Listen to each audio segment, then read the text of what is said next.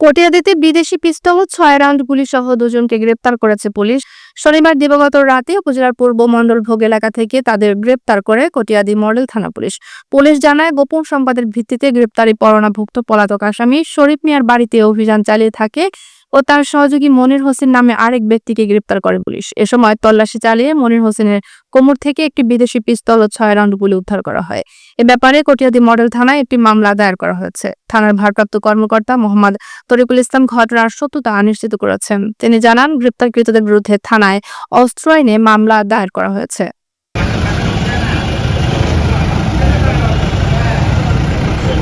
আমাদের বাট্টা তদন্ত কেন্দ্রের ইনচার্জ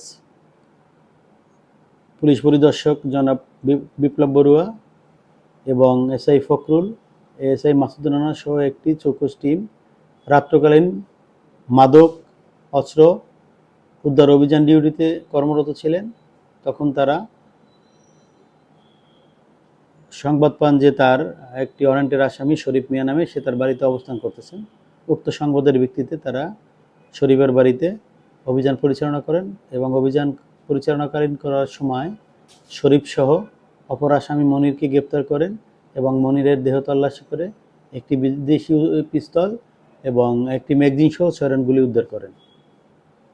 উদ্ধারকৃত অস্ত্র এবং গুলি এবং ধৃত ২ জন আসামিকে নিয়ে থানায় এসে এসআই ফখরুল অস্ত্র আইনে একটি এজাহার দায়ের করেন এবং উক্ত এজাহারের ভিত্তিতে কটিয়াদী থানায় একটি অস্ত্র আইনে মামলা রুজু হয়। আসামিদেরকে বিজ্ঞ আদালতে প্রেরণ করা হয়েছে।